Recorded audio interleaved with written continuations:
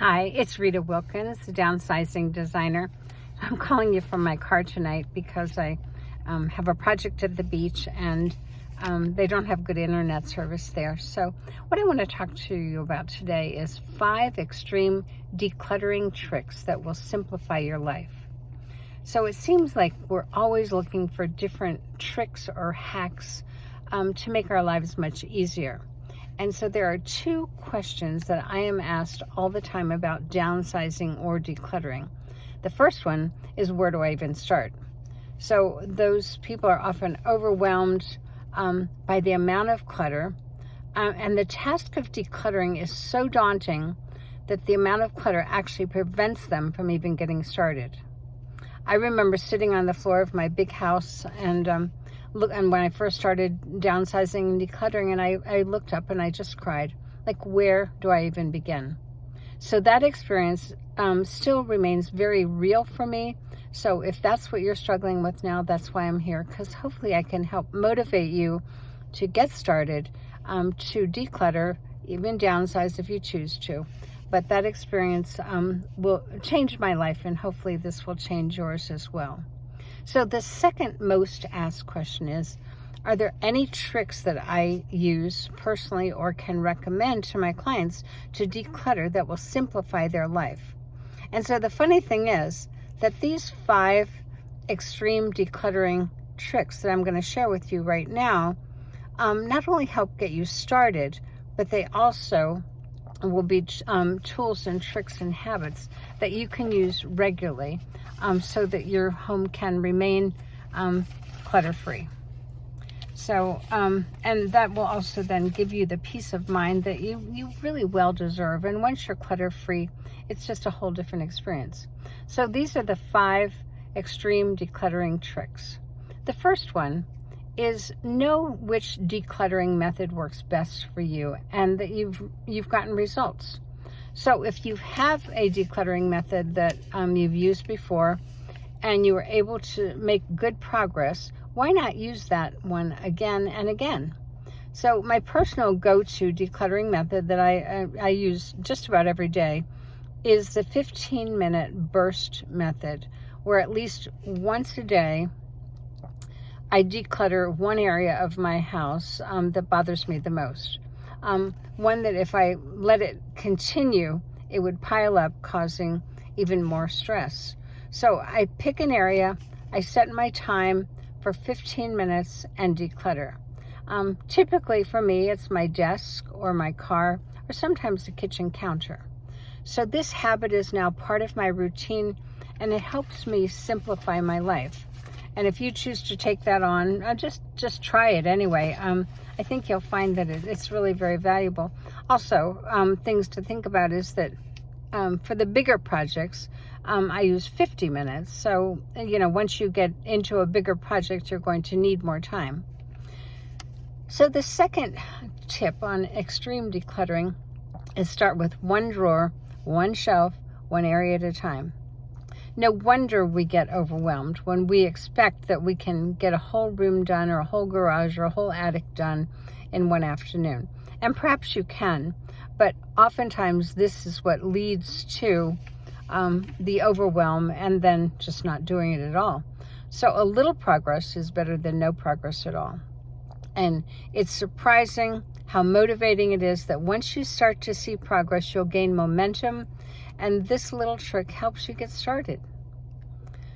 So the third thing is, and people probably laugh at me when I say this, but I love rainy days or gloomy days. Not too many in a row like we have had lately, but I don't know about you, but if it's a beautiful day and sunny outside, decluttering is just about the last thing that I really want to be doing. So if you know it's going to be a rainy weekend, why not plan a big dent in your decluttering project? So pick an area of your house, get your trash bags ready, turn on some great music, and just get started. This is a trick I've used so many times, and I guess my mantra now is never waste a rainy day. And then the 4th trick that I use is start with the obvious, including duplicates. So one of the fastest ways to get started in decluttering is to remove the items that are either broken, not used, not wanted. especially those bigger items of furniture that you no longer want, need, or use. When you think about it, and as a young couple, we bought big brown furniture, which we're having a hard time unloading now, right? Baby boomers. But think about china cabinets, servers, credenzas. Those are all large pieces of furniture. And if you think about it, are you really using it, or is it just taking up space? So why let them take up that valuable space any longer? It could be time to deal with it and just say, I'm not using it. Let's just get rid of it. So if you take a before picture and an after picture of those areas that you've decluttered, you not only be pleased with your progress, you'll also be motivated not to allow anything back into your house that's going to just take up space. So in other words, simplifying your life. And the last tip is to have fun.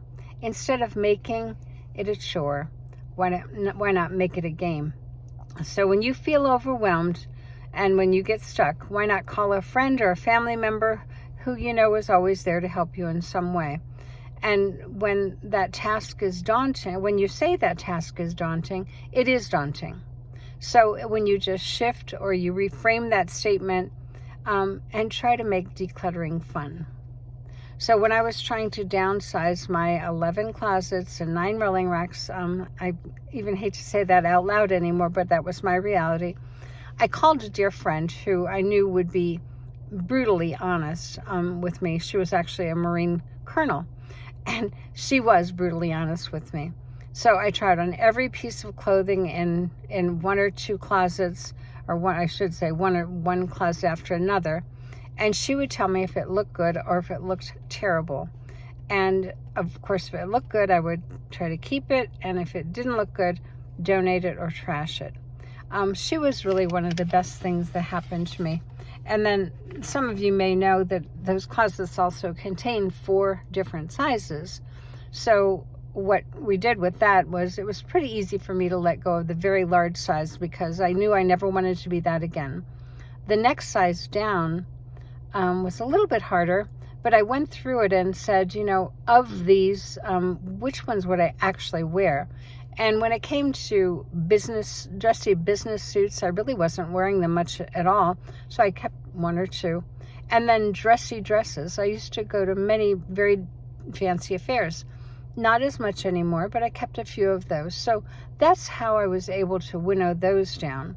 And then the third size down was one that was definitely a little bit harder, but when I looked at how many white pants or black pants I had, I thought, who really needs 10 pairs of black pants or 10 pairs of white pants?